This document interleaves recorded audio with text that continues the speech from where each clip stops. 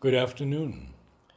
Today is the 21st day of January 2016, and we are continuing with our explorations in Savitri.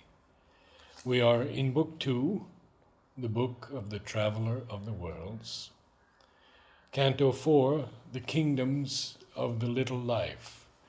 It's a long canto and will take some time to explore it. We are, as always, grateful to have Alok with us.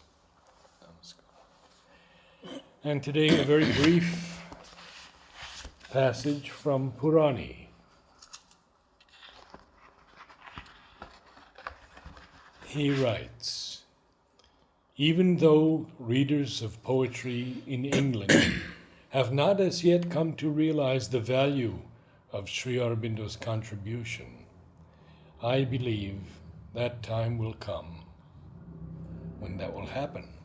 Savitri is a great epic which ushers in a new age in poetic creation. Being a masterpiece of the greatest mystic of our times, it does not lend itself easily to mere intellectual understanding. Its meaning, rather its reality, is to be felt. One has to allow the vibration of it to sink into oneself. One has to arouse in himself the power of vision and see what the Master is showing. Page 136. I think the time will come for Savitri when man does not read it with the understanding of a language or the lens of a language, but with the eyes of the soul. Then Savitri is felt, experienced, lived as something extremely delightful. Language is another matter. Yes. Human language is a creation of the mind as of now, and hence, unfortunately, serves to divide. It is supposed to be a bridge. And the rules of language, again created by the mind, create further difficulty because we get lost into the technicalities and the rules. And the mother even spoke about a new language which is going to emerge with the new age. And she spoke about it with reference to a child who had written a letter to her. And she said, look, there are indications that a new language will emerge. She was so far and forward looking. There's also a beautiful passage of Sri Aurobindo about when one begins to see with the heart. Yes. And I'll try to bring that next time. Yes. It's very beautiful. I think when one has the vision in the heart, he begins. Yes. So that also, answers, I think, one of the questions which just now you had raised, that Sri Aurobindo has written so much about so many things. How do we become conscious of the mind, the vital, the physical? So many things we have to become conscious. So we cannot become conscious of these things with the light of the mind. It's like throwing a small little flame and trying to light up a whole journey through the sea. We have read that there are sharks, there are whales, there are all kinds of things. But all that we have is a small little flickering flame with so much wind and water splashing around it. So the first thing is to get at the true light, and that is the light of the soul. It is only when we have the authentic soul vision that all these things can spontaneously be seen. So the first step in yoga is essentially to develop this soul vision by whatever means. And I think that applies to Savitri also. At the same time, I must say Savitri is an excellent means to develop the soul vision. And it works in many ways. One, because constantly when we read Savitri, we exchange our surface orientation with a deeper vision of life. Yes. Second, Savitri itself has inbuilt within it the consciousness that can take us deeper and deeper, the power and the consciousness. It's a truth vision. So by its very logic or its magic, if we really meditate upon it, it takes us deeper and deeper, closer to the soul, because the whole vision had sprung up from there. As Sri Aurobindo spoke about the Veda, that the Vedas are true not because God spoke it, but because the soul saw it and experienced it. So this is a Veda, and it spontaneously reaches out to that part in us which is the originating source of Savitri. So it helps us to go deep inside into our soul, and at the level of our mind and other parts, it helps us to reorient. And just as Mother says that we can do our complete sadhana through flowers, Yes. she also says we can Through do it Savitri. through Savitri. Completely. And now you see how the divine would see, even if we say just a yogi, how a yogi who is conscious of all the realms, how he sees things. Now, when we see a little worm, we have various kinds of reactions, repulsions, attractions, spontaneous, things about it. But how does a yogi look at its phenomena crawling out of the mud? And in the worm foresees the coming God. Yes. Savitri. Here, first she crawled out from her cabin of mud. What does he see? Not merely a form, but life crawling out of mud. It's amazing, when you look at it with that scale. Simultaneously, you see in Sri Aurobindo's writings the infinitesimal and the infinite coming together. She crawled out of mud. It's not just, a worm crawling out of mud. So we have this big problem with forms and names. But she, the power of life, crawling out of mud. Where she had lain inconscient, rigid, mute, she was shut inside matter. She was trying to escape from the prison of matter. She was trying to breathe and expand in the stone. Yes. And eventually she has managed to crawl out of the mud. Its narrowness and torpor held her still. Its darkness clung to her, uneffaced by light. So just as when we get up, though it is broad daylight, if at all, we get up late and it is broad daylight, as some people do, so still we carry the darkness of the night. Though the light is there, everything is still hazy. So life has crawled out of the mud, but because of a long habit of remaining imprisoned inside matter, it's still not able to spread its wings and fly. And he uses the word uneffaced. Uneffaced not by wiped light. out by The light. Not use of yet words is wiped out. amazing. Oh. And this is exactly, people often ask about supramental. And Sri Aurobindo's many things he has written. At one place yesterday I was reading a one-liner letter, while looking for passages for All India Magazine. In one line he says, the supramental will do nothing if humanity continues to cling to the ego. Uneffaced by light. That's it. We remain shut in the corner. So fine, we remain shut. We have a choice. But of course, there are always souls which are ready who will open up to the light. So that is the hope for the future. But humanity as a mass he's speaking of Yes. may Yes. remain that way. Yes. And Mother says it could be even more serious. Yes. Because it will eventually press. Yes. And when it presses more and more, Yes. it is obviously painful. There neared no touch redeeming from above.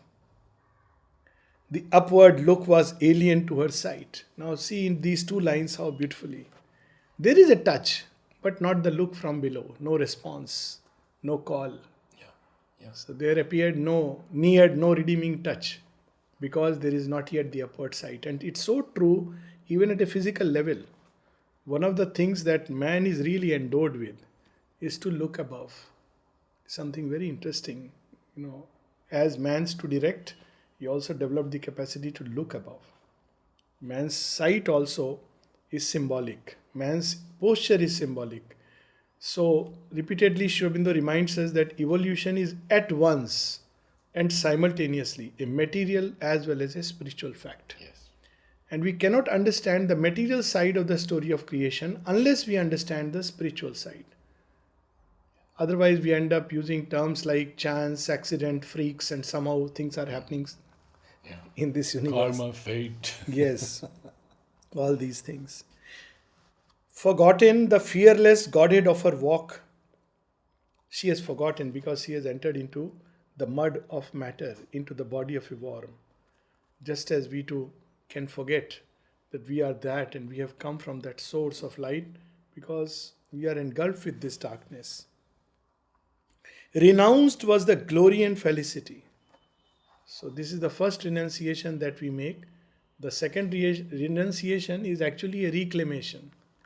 So, first renunciation is Yes. that we have renounced the glory and the light and entered into the mud of human nature. So, very often people say that why do we need to renounce in yoga? Well, we need to renounce this littleness to reclaim what is actually ours. So, it's not really renunciation, it's a possessing what is our own truth. But as long as we are happy and satisfied with the lesser truths, or half truths, or distortions, or perversions, obviously the full thing will not come. So here you use the word renunciation, renounce so beautifully. Renounced was the glory and felicity, the adventure in the dangerous fields of time. Hardly she availed, wallowing to bear and live. So this is life at its primitive state. Yes. So we see simultaneously, Sri Aurobindo will describe at the same time the material side of evolution and the spiritual side. This is the integral vision. Yes. And repeatedly we'll find in these cantos. And what does Ashwapati discover there? A wide, unquiet mist of seeking space. This primitive life form, whether we call it virions or RNA, that is the first life forms. Nobody knows how they emerged, and they're teeming in space, jostling for space, elemental energies, nothing else. So it's a mist of seeking space. You can't even call it form. And actually, it is not yet a form. If you see the earliest life forms, they actually don't have an independent form in the real sense of the word. They are just like vibrations of life which immediately must enter a form, then only they can survive. This is a very interesting biological. Yes, an energy or vibration. Yeah, it's a protein combination which will finish unless it really enters a form of a primitive, Yes. not even a cellular organism, but just a nucleus, then it will survive. Otherwise, it will vanish. And how Sri Aurobindo has seen all this, as a person conversant with biology, I can see these parallels. Otherwise, it's a rayless region swallowed in vague swaths that seemed unnamed, unbodied, and unhoused.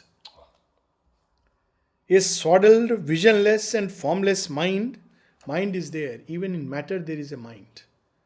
But it is formless. Its only task is to create just that beginnings of form.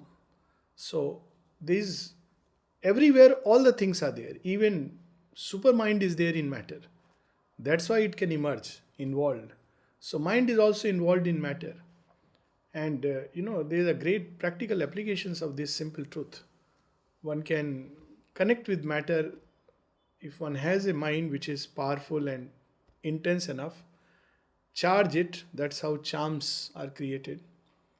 Use it for various purposes. People have used it for good and evil purposes because matter contains a mind. Matter also contains divinity inside. So based on where we stand in our own evolution, we can connect at that level. So you can turn stone into an image of Godhead, or you can see a piece of stone in God. So that depends on, it speaks of us, our limitation. And these words here. Yeah. He uses swallowed, Yes. swaths, swaddled. Yes. Within 3 lines. Yes. Even the sound sense is so Exactly. amazing. Asked for a body to translate its soul. Its prayer denied. We can't jump the line. There is the psychic is just maybe just a little spark lost in matter script. It's prayer denied. It has to go through that whole journeying process. It's prayer denied. It fumbled after thought. It has to develop that little bit of seeking. Of course, in the vegetal kingdom, the prayers are there which are heard. And this is one of the actions of the mother. We have heard about many things of the mother, we just take it for granted. We have heard about prayers of human beings, sages, saints, developed human beings. Then we also hear prayers of other human beings who may not be so developed, but God hears them. Then in Indian Puranic literature, there are prayers of animals. A very classic story of an elephant praying to God, Vishnu, because he is caught by the crocodile. And this story is, recounted as a deed of Vishnu, but it is a very deep symbolic story. Because in childhood, my question was, how did the elephant pray? He has not been given any prayer book. He has not thankfully read a prayer book. And he prays. And God intervenes. So if elephant can pray, we can surely pray better. But we have a mind. And we have all the prayer books. That's a big problem. Which prayer to pray? But the elephant prays and God comes. Now, it's very interesting. Of course, symbolic also, the crocodile and elephant, we can look at it. But higher mammals can pray. Flowers can pray. Flowers can pray. The trees are always praying. Yes, praying. So we see in Mother has taken it to one more step forward. Yes. We have heard about flowers being offered to the divine, but she speaks about flowers praying, tree praying, mountains aspiring. So they have taken this whole understanding of the psychic presence in matter, in nature, to a totally new level, which we don't find. This kind of a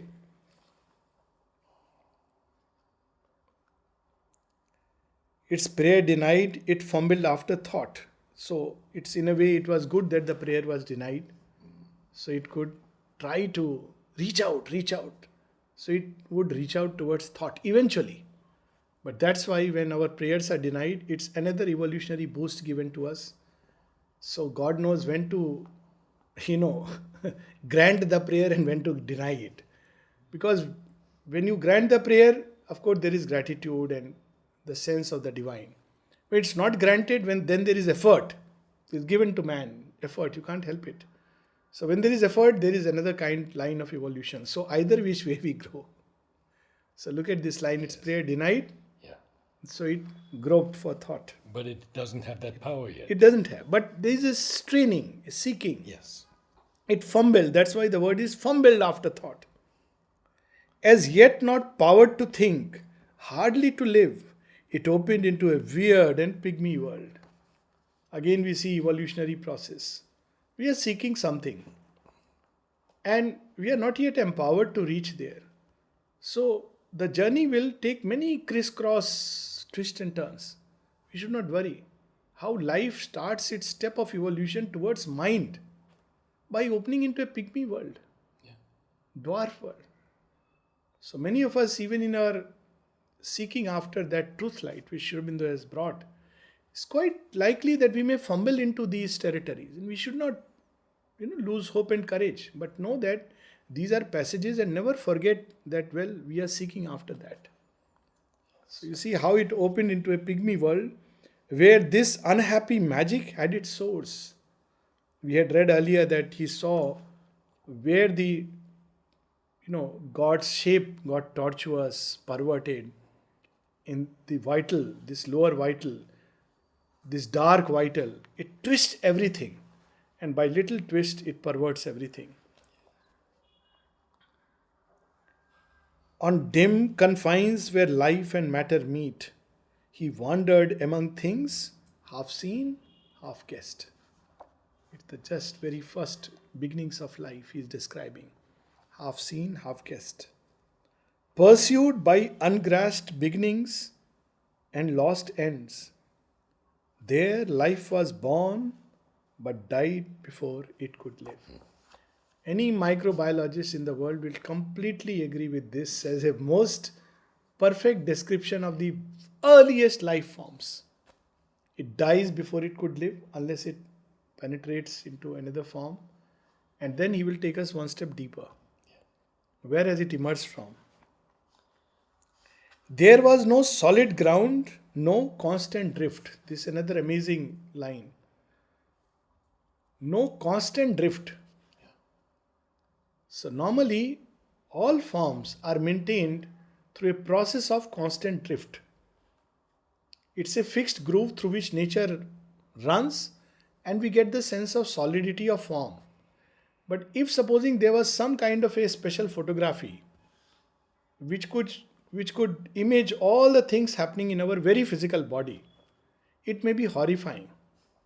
We'll see our body constantly changing, constantly changing. Supposing, there was a filming camera which could pick up all the minute. We'll see many cells dying, re-emerging. It would be amazing, as if somebody is, stripping bare, and it would be like that if there was a time scale photography. Like, somebody said very interestingly that when the earth moves and it is in contact with the sun, as the sun moves around, the moon moves around the earth, something in the earth heaves out towards the moon. So if you do it with a time-lapse photography, you will feel as if the moon is tearing away the earth's garment. That is the impression you will have.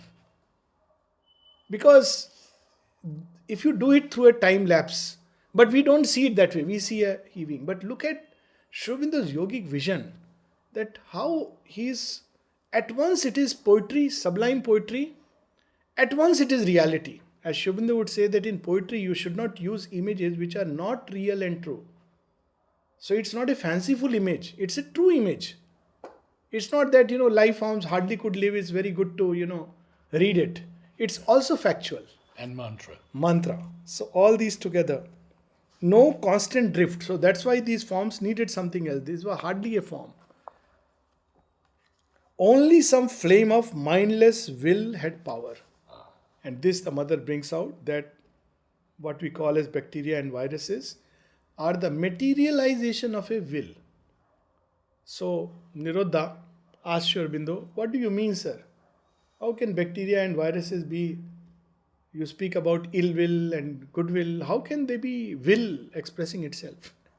And Sri Aurobindo says, I have been trying so much to put some logic into your head.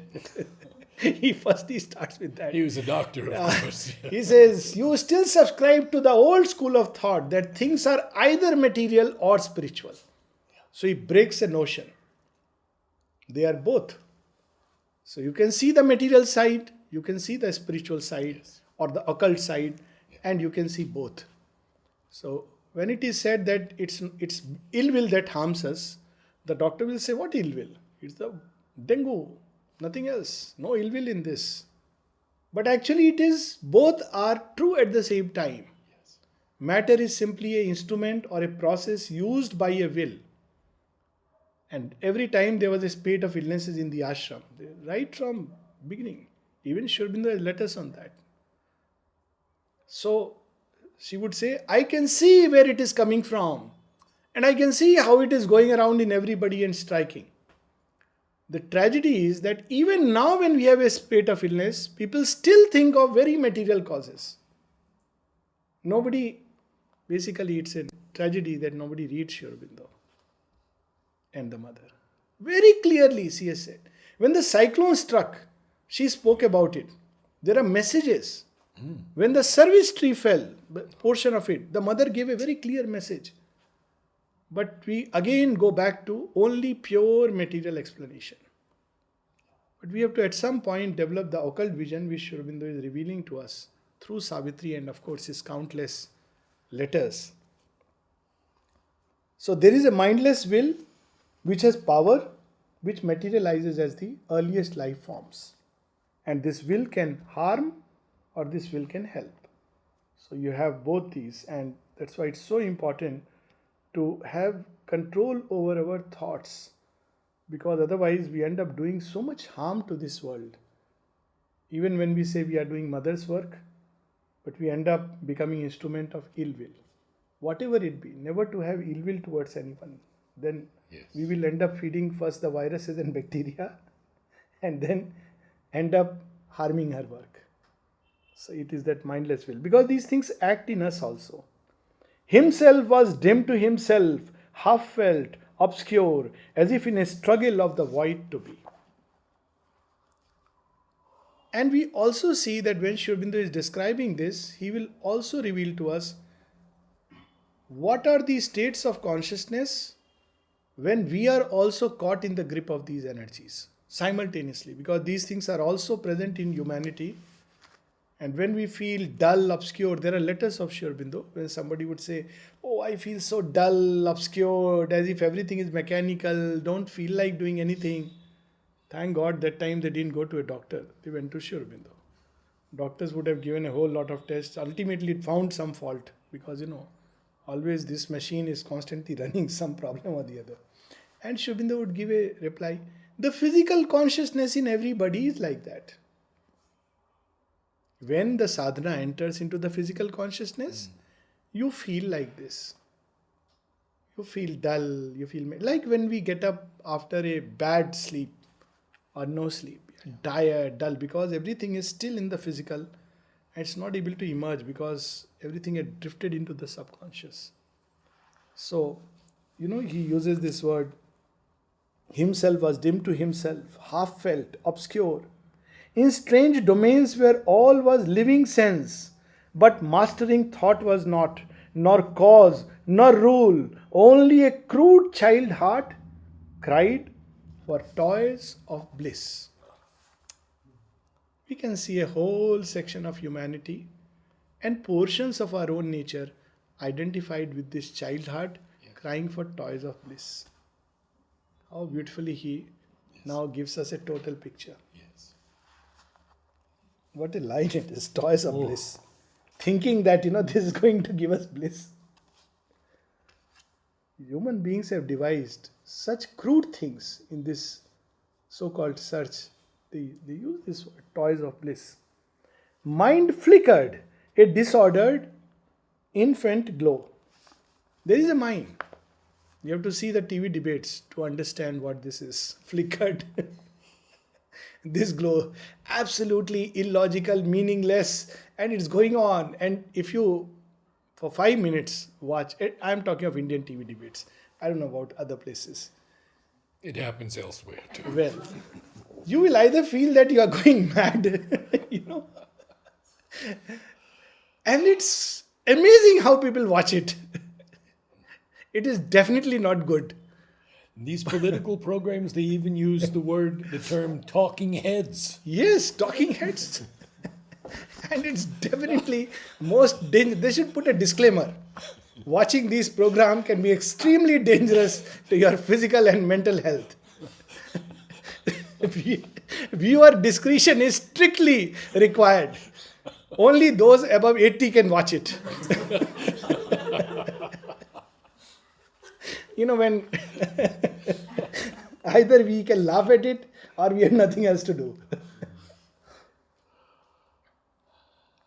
And random, shapeless energies drove towards form and took each wisp fire for a guiding sun. That too we see in humanity. It's other day I was reading strange things. You'll see it down south here. You will see sometimes temples dedicated to Jayalalitha. So let me balance. Then there is another person who regards another party leader as his god. Praise, literally praise. Praise to him. I can understand you regard him like a, great man. But literally praying as if, he will grant you the prayers. And so this is called regarding wisp fires as guiding suns. And these wisp fires are seen on the moors. Yes. And they're little flickering lights that come out at night and early morning. They come and go. Yeah, when the light hits them, they're gone. That's the image, wisp fires. But man worships them. This blinded force could place no thinking step. Asking for light, she followed darkness close. That was light to it, and the light for it was darkness or something too abstract. Sri Aurobindo says at one place, For the matter bound consciousness, God is abstract, supermind is abstract. But from the supramental point of view, matter is an abstraction and God is concrete. So he was asked, disciple asked him, what do you mean supermind is concrete? What do you mean by that? And Sri Aurobindo gave a stunning, amazing reply. He says, I mean by it that it has a density. It has the solidity of a diamond, and yet it is very plastic and malleable. He gave a very, very physical reply to it. It has the solidity of a diamond. At the same time, it is not hard. It is something very plastic. It is supramental substance. It's concrete. That is the original substance. All other substance are derived from that, and they are, it's perversions. But we find this concrete and that abstract. He says there are no abstractions there. They are realities, concrete realities. An inconscient power groped towards consciousness. Matter smitten by matter glimmered to sense. Blind contacts, slow reactions beat out sparks of instinct from a cloaked subliminal bed. Sensations crowded, dumb substitutes for thought. Perception answered nature's wakening blows. So this also we see. In an animal world, it is the dharma of that world. It's perfectly valid. But when it takes place in human beings, where there is a thoughtless humanity, which is only reacting to various kind of images, sensations, perceptions, forming quick opinions, thoughtless, mindless, then it is dangerous. Because it can do tremendous harm. So we see simultaneously. At the insect level, it's instinct, it's natural. It's natural. It's helpful to the instinct. This is the only thing it is capable of. But man capable of thought and prayer, driven by instincts, can be so dangerous. And yet, this is a fact, whether we like it or not. But still was a mechanical response, a jerk, a leap, a start in nature's dream. And rude, unchastened impulses jostling ran, heedless of every motion but their own. And the best way to see this part in ourselves, of course, over a period of time, this goes away with grace and effort. Wake a person from the thick of night. If you want to know the depth to which yoga has gone in, wake at the middle of night and see the response. See how the person reacts. Oh, why did you have to call me at this unearthly hour? But luckily for doctors, it's a training. So, we are lucky lot. So you learn it very fast. Look, you have to bring in the compassion and kindness. You can't say, why did you disturb me at night? Because that's a time when you have plunged into the subconscious and there is nothing but a rude response, shock, reactions, jerks, like, you step on a snake's tail and he'll bite you. So many human beings also say, oh, why won't I be angry? He said such a thing to me, so I'll be angry. It's nothing but a snake speaking. Only it has a very nice language and gives a very nice justification. Snakes don't give justification. Though they have a valid justification that we have invaded their territory and poor fellows feel threatened, so they bite. They're not bad guys. But human beings, when they do this, you could have given many other responses you were capable of. Snake had only one response, and that is to spit venom. Nature didn't give it any other response. But we have options and we use the worst. And look at now this line. I don't know whether this word darkling exists or not. Surely it exists. Yes. And darkling clashed with darker than themselves. And this word reminded me of, of course the word meaning is obvious. Yes. But I said just as there is a word called darling in English, which has a very positive connotation. There is a darkling. For the darkness forces, those instruments are darklings. Darkling. Free in a world of settled anarchy. And there it is. Yes. A settled Anarchy is a way of life. Without rule. Without rule. It's the beginning and the end of creation. Sri Aurobindo says that. But at the end, it's a conscious anarchy. So Sri Aurobindo says it is true that in the beginning and at the end of creation, there is anarchy. But in the middle, it will lead one straight to the devil. So, in the beginning, there is anarchy because, there is order has to be created out of infinite possibilities. So, slowly, Sri Aurobindo speaks of it at length in the Life Divine on, randomness, order. So, in the beginning, there is an intuition which will gradually endow things with instincts and sensations, and eventually order will emerge. At the end, there are no more rules of the game but a free expression of the divine. And Mother used a divine anarchy. Divine anarchy. But in the middle, you have to use reason and things like that to make sure you don't land up into the devil's trap. So, the need to exist, the instinct to survive. That's all we know about life, though there is so much more. This is the first thing which is given, not the last thing. Engrossed, the tense, precarious moments will, and an unseen desire felt out for food. How do we experience sometimes? The tense, precarious moments will, as if the world will crash down. If this didn't happen, if I didn't get this food, this is nothing but the insect in us crawling through the taste buds. To know things as they are, then we can change. Otherwise, we simply remain what we are. So Sri Aurobindo is making us conscious, seeing through his eyes. Nothing wrong in eating good food, but it is the law of craving that is dangerous. Law of craving comes from this world. We read that. It is this that has given the law of craving to our lives.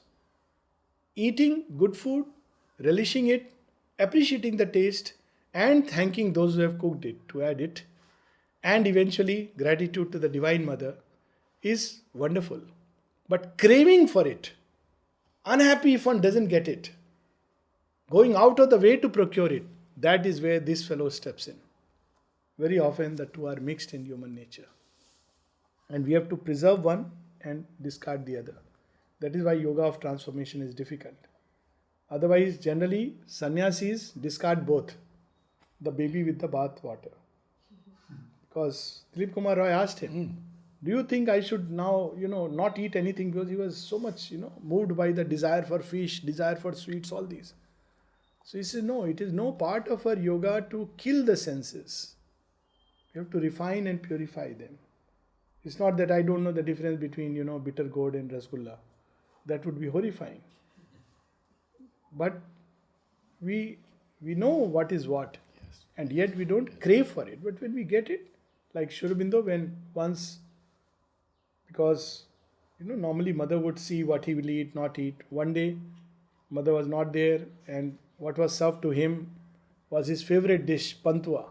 Pantua is like, rasgulla, but the darker color and a little more flatter. Pantua. So Champaklalji asked him, would you eat it? Because, normally mother would not let him eat sweet. Would you eat it? Sri Aurobindo looks at it and says, if it is pantua, I can try. This doesn't mean that we should run after pantuas. That is another side. Oh, Sri Aurobindo liked pantuas. But look at the measured response from the Lord. If it is pantua, maybe I can try it. Maybe I can try it. This is, law of craving is not there at all. But if it is there, fine. Engross the tense, precarious moments will, and an unseen desire felt out for food. For such a consciousness, everything is food. When human beings endowed with this kind of an energy, predominantly, when they relate with people, they use the word love, but they want to devour. They want to devour the emotional energies. They are craving for food. That's why in Savitri there is a line, love is not a hunger of the heart. My love is not a craving of the flesh. Savitri tells Death. Yes. My love is not a hunger of the heart. Because this gives that. And that love can be so dangerous, dark, ends up in, love is giving, not devouring. And that's why in India you have these terms, Rakshasa nature. Of course, now we have Rakshasas with two horns, but basically it's the same thing, animal type. So Rakshasa nature, even in love, will love in a Rakshasic way. Devour, crush, diminish, possess, finish, rather than ennoble, greaten, heighten. This is the difference. Because it applies at all level. And gusts of nature were the only law. Whatever one felt, impulse, one would do it. If you ask the logic, why are you doing it? Well, I felt like doing it. It's my individuality. This is not true individuality. It is driven mechanically by gusts of nature. I feel like doing it, therefore I do it. I am a law unto myself. So this is this world. Force wrestled with force, but no result remained. Both lost. Either which way. When two people fight and are angry and quarrel, both are losers. It's like this. Only were achieved a nascent grasp and drive, and feelings and instincts knowing not their source. Sense pleasures and sense pangs, soon caught, soon lost. This is this world, which survives in our humanity and the brute motion of unthinking lives. Just living for sense pleasure, sense pangs. It's like people who get addicted to drugs. First they are driven by pleasure, then they are driven by pangs.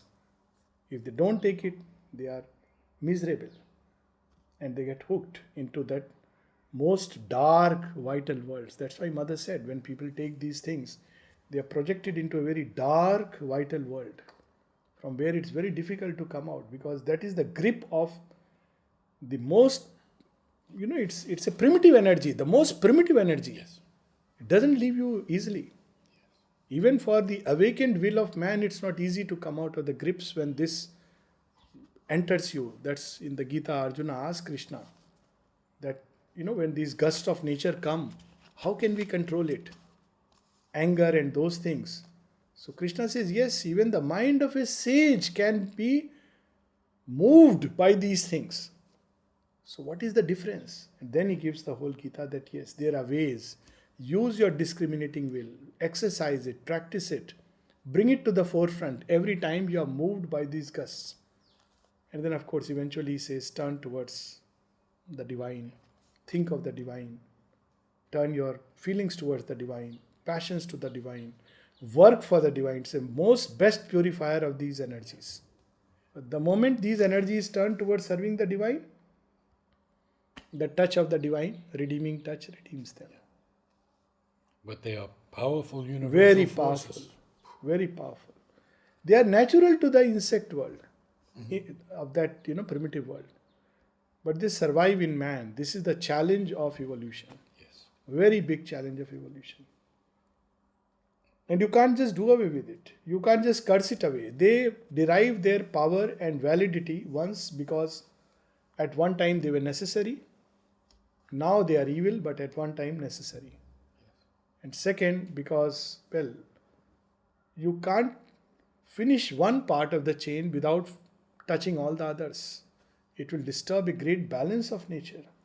So you can't just say, okay, fine, let's exterminate. No. The only answer is transformation. But instead of transforming these unthinking lives, we can transform within us that unthinking self. Something of that survives in us. And if we can do it, it will have a ripple effect upon the rest of creation. That is the task given in this yoga. So those who ask what are, those turn towards this yoga doing for humanity, this is the contribution to humanity. Because Sri Aurobindo has given us the real problem. You can finish a group, another will come up. Because it's that energy, that consciousness. You finish all the groups, it will still emerge. The roots are there. And you can't take away this chain. It is the first chain, otherwise creation will collapse. Creation cannot leap from matter to flying birds. So divine will not allow this chain to completely vanish. If you crush bacteria, they will mutate. Very intelligently, there is a race between these topmost laboratories in the world and the bacteria. And guess who wins? We all know it. People get Nobel Prize for discovering medicine. Alexander Fleming for penicillin. Obsolete. Bacteria taste it and say very good. You had those things for mosquitoes. Mosquitoes, get more energetic. You fall back on the primitive method of the mosquito nets or the fan running at high speed and taking a blanket if it is winter. Because nature will not allow. This is the first originating power. So it has endowed it with that energy to survive. And because it cannot be exterminated, something of it splashes on and continues in man. You kill all humanity with whom you feel, it will still survive and take roots and grow. That's why when mother was asked, why doesn't divine do something magic, finish all the falsehood? Mother says, no, humanity will survive. Everybody has in him something of that inside. Yes. So the solution, transformation. Now, how to do it? Not transform others. This is the big difficulty. I must transform X. This fellow is incorrigible. Okay, fine. But first try to transform yourself. And if you can do it, you will help others. This is the whole logic. These last 4 lines. Yes. Oh. It was a vain, in fact 5 lines, because it ends with a punchline or starts with a punchline. So if you look at things like that, it appears it was a vain, unnecessary world. What need had God for these bacteria, viruses? He could have done away with them. Whose will to be brought poor and sad results. Is this creativity of the Creator? And meaningless suffering and a grey unease. Suffering to everyone, to them and to the highest as of now man. Nothing seemed worth the labor to become. And hence somebody would see only this part or even 1/10 of it, would declare creation is an accident, a meaningless freak, or what? It's a story told by an idiot with much din and labor, full of sound and fury, but signifying nothing. It's famous lines from, whosoever, not worth it. But then comes the yogic vision. And that's where we see how Sri Aurobindo suddenly in one master stroke uplifts everything to what a height. But just not so his spirit's vacant eye. So when people lose hope and say, what is happening? What is happening? Sri Aurobindo and the mother spoke about the new world, but instead we see ISIS. We should remember, they know. They know why things are.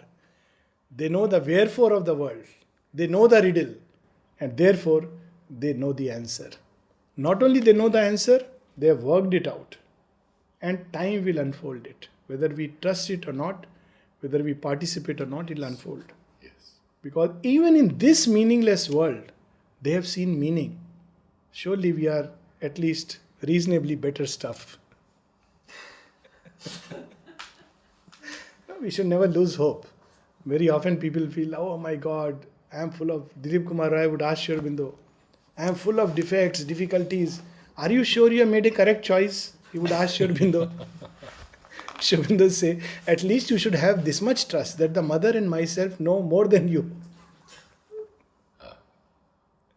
So if we have been called to the yoga, there is hope. And why hope? There is the certitude of victory, mother's victory.